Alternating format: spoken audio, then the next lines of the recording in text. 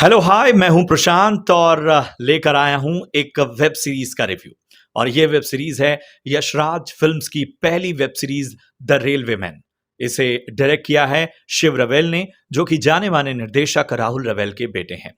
इस सीरीज में है के मेनन, आर माधवन, दिवेंदु शर्मा, दिबेंदु भट्टाचार्य, इसके अलावा सनी हिंदुजा और इरफान खान के बेटे बाबिल खान और बाकी के कैरेक्टर आर्टिस्ट। ये सीरीज कहानी है साल 1984 में हुए भोपाल गैस त्रासदी की एक अनकही पार्ट की। जी हां, ये कहानी शायद हम में से ज्यादातर लोगों को पता नहीं है। इस सीरीज की इस कहानी को लिखा है आयुष गुप्ता ने और डायरेक्ट किया है शिव रवेल ने, जैसा मैंने आपको बताया।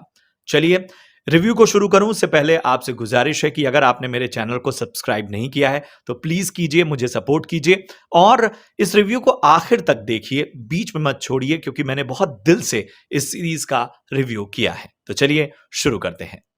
जरा सोचिए कि अचानक किसी रात आपके आसपास एक जहरीली गैस फैल जाए, एक जानलेवा गैस जिससे आपकी सांसें उखड़ने लगें, आपके आसपास अफरा तफरी मची हो, आपका शहर कब्रिस्तान बनने लगे, आप जिधर जाएं लोग मरते हुए आपको नजर आएं, इस इलाके से आपका संपर्क टूट जाए, कम्युनिकेशन के साधन ठप पड़े हों और जिंदगी बचाने के जो तौर तरीके हों वो नामुमकिन से नजर आए।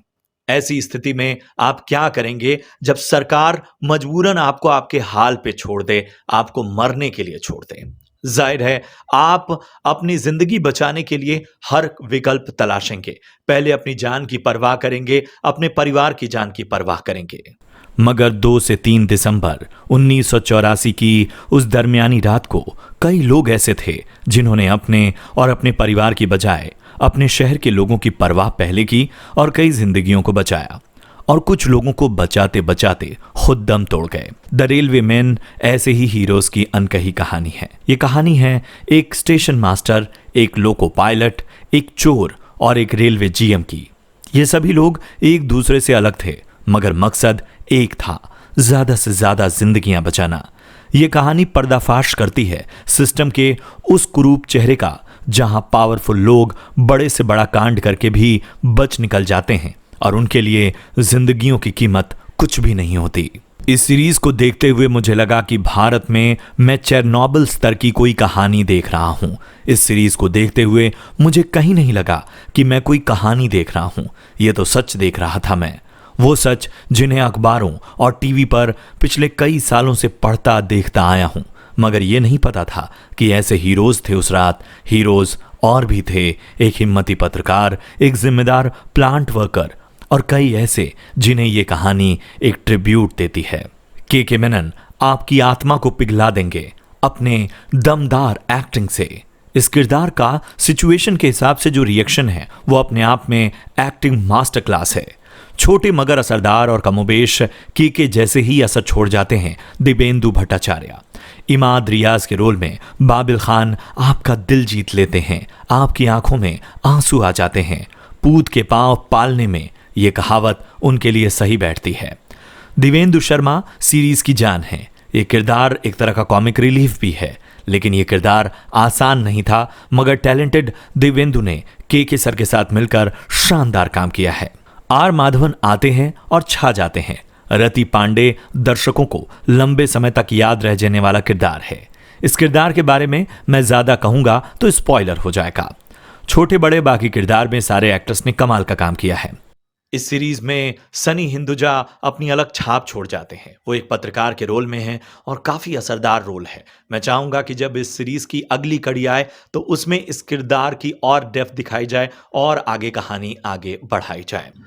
मैं इस कहानी के बारे में यही कहूंगा कि एक बहुत दमदार कहानी है, झकझोर कर रख देने वाली कहानी है। सोचिए, किसी शहर की पीढ़ियां बर्बाद हो गईं, कुनबे उजड़ गए, मगर जिन्हें सजा मिलनी थी वो बच के निकल गए। और इस कहानी के बारे में इससे ज्यादा मैं नहीं कह सकता, वरना ये एक स्पॉइलर हो जाएगा। जी हाँ, ये कहानी एक ऐसी है जो आज के समय की बहुत जरूरी कहानी है। द रेलवेमैन बिना किसी भाषण के अच्छाई और इंसानियत के मायने समझा जाती है। और वो गीत है ना, मुश्किल नहीं है कुछ भी अगर ठान लीजिए, बस यही सार है इस सीरीज का। अगर हम बात करें इस सीरीज़ के बैकग्राउंड स्कोर, टेक्निकल पहलुओं की, सिनेमैटोग्राफी की, तो सभी बहुत ज़बरदस्त हैं। डायरेक्टर शिव रवेल ने इस कहानी को बहुत संतुलित तरीके से पेश किया, यानी न कम, न ज़्यादा। जो मुझे एक थोड़ी-सी शिकायत वो ये रही कि 1984 में जो प्रोडक्शन वैल्यू थी, यानी आर्ट डायरेक्शन था, उस माहौल को दिखाने में चीज़ें बहुत बेहतर तरीके से रखी गई हैं, लेकिन इसका स्तर चूँकि वायरफ इसमें था, इसका स्तर और ज़्यादा होता, थोड़ा और 1984 के माहौल को दिखाने की कोशिश की जाती, तो ये सीरीज़ और ज़्यादा ऊपर उठ सकती थी। लेकिन ख़ामियाँ इसमें बिल्कुल ना के बराबर हैं, इसलिए इस सीरीज़ को मेरी ओर से 5 में से 4 स्टार। नेटफ्लिक्स पर ये सीरीज़ मौजूद है, आपको ज़रूर ये सीरीज़ देखनी चाहिए ताकि समझ पाएँ कि आखिर कितनी ज़िंदगियाँ उस रात तबाह हो गई थीं और कौन से हीरोज़ जिनके बारे में लोगों को पता नहीं है, वो उस रात अपनी जान जोखिम में डालकर डटे रहे।